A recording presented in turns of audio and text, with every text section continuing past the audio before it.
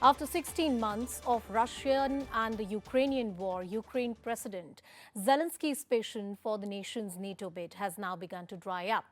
Zelensky lashed out at NATO on the final day of the summit for its lack of a timeline for the country's future and the NATO's membership, calling it unprecedented and absurd. Zelensky also warned ally NATO countries that the delay gives Russia motivation to continue its terror. Zelensky is also holding a series of bilateral meetings with NATO leaders today, including US President Joe Biden, after the NATO leaders rebuffed his call for a timeline to the membership. NATO Secretary General continues to affirm that Council might remove the requirement for a Membership Action Plan, or MAP, which is a prerequisite for the countries to join NATO. As nations, including Sweden, continue to push for the support for Ukraine, NATO bids uncertainty that continues to hurdle the country's stake at the ongoing war. A special report, we get you some voices on the story, and then we'd be joined by a special guest. Right now, I come to sign with my colleagues, ministers of defense of the French countries, a memorandum regarding the F-16 training courses coalition. My president knows something. Well, joining us on the broadcast is Ben Eris, who's the editor-in-chief, BNE, and former Moscow bureau chief of the Daily Telegraph. Thank you, Ben, for joining us on the broadcast. We're talking about Ukraine's bid at NATO and how the patience for the country might be drying up. They wanted a timeline, but they didn't get it. No kind of commitment has been given. How do you see that? I'm sure Zelensky is extremely disappointed in so much as that he's been relying on the West to support him, and they have been with guns, ammunition and money. But that's only aid. That's only a short-term solution in order to make sure that Ukraine doesn't lose the war against Russia. What's needed, what he wants, is long-term security for his country. And on the military front, that means NATO membership. And on the economic front, that means EU membership.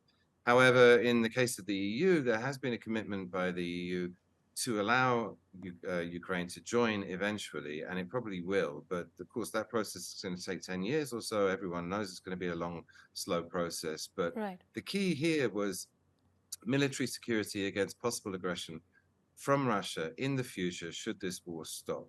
And NATO membership is the key there, and all the Baltic states have joined, the Central European states have joined, and they can't be attacked by Russia. The Russians are not crazy enough to attack a NATO state. And he was insisting, he's been lobbying for it really hard, and he has lots of support from Poland, from the Baltics, from Portugal, I mean, other states.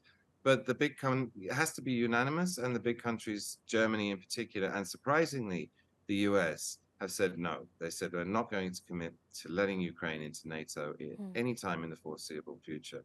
And as you said, I mean, Zelensky was tweeting as Stoltenberg was announcing this in the press conference. Zelensky was tweeting live into that press conference saying this is unprecedented, and not to be offered an invitation to join some timeline or actual membership, not to be concretely offered that either, is absurd. So I think he's very angry, extremely disappointed, because he's left in limbo.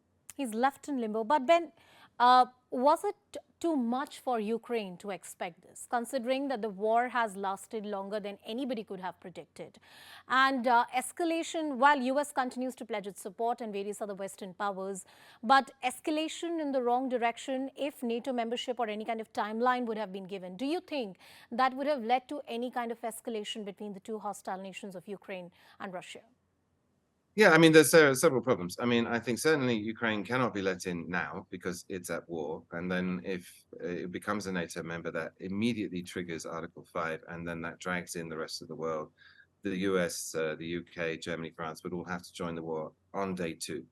So it's not possible to let it in now.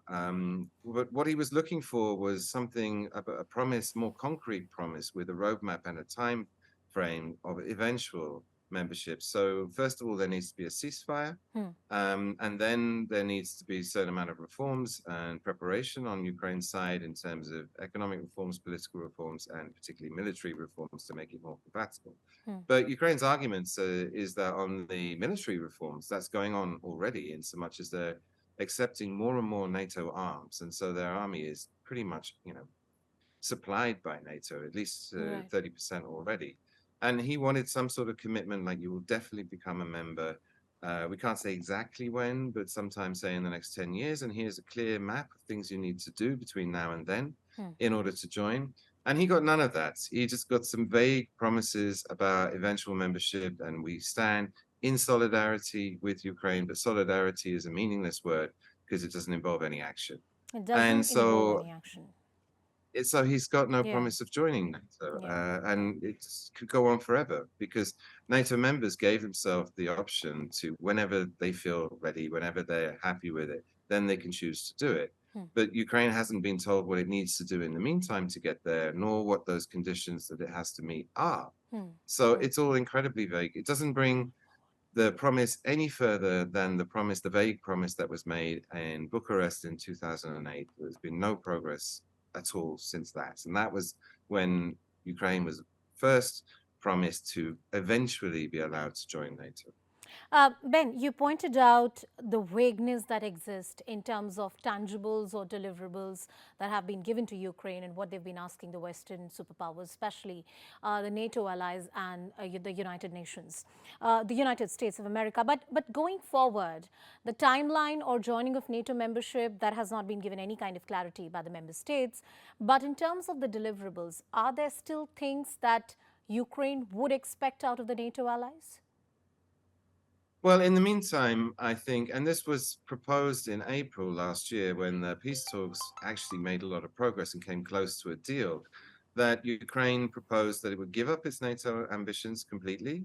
It would return to neutrality, which was in the constitution before Maidan, before 2014. And what changed after 2014 was Poroshenko, the previous president, put into the constitution that NATO membership was a national aspiration and got rid of the neutrality thing. And then what the Ukrainian side in April were proposing, that they'd do a series of bilateral security deals with all of the NATO states. So in effect, it gets the security guaranteed with treaties with the likes of Germany and France and the UK and the US. However, it's not formally a NATO member. And the idea of that was that Putin is freaked out by the possibility of NATO missiles going into the Ukrainian border just across from Russia's most populous European part. And that the Kremlin said they would accept bilateral security deals because they don't necessarily come with NATO missiles. So there was a formula that was available to do this. And I think going forward now, given what's just been said in NATO, that Ukraine is best served by going back to those interim security deals. And this has actually been proposed by France and Scholz in Germany. They're saying that we are willing to do bilateral security, non-NATO deals to improve Ukrainian situation. And I think that's the only option left.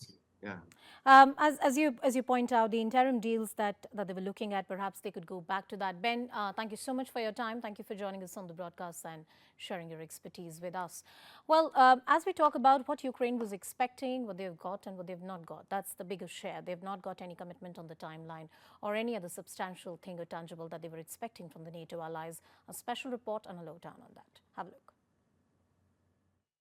We reaffirmed that Ukraine will become a member of NATO and agreed to remove the requirement for a membership action plan. This would change Ukraine's membership path from a two-step process to a one-step process. We also made clear that we will issue an invitation for Ukraine to join NATO when allies agree and conditions are met.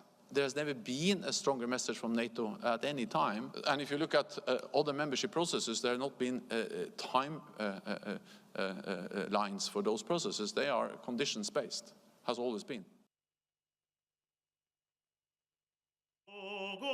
As the Ukrainian flag from the war front lines goes up near the NATO summit in Vilnius, the message from the Western Security Alliance to Kyiv is that Ukraine belongs on the team eventually.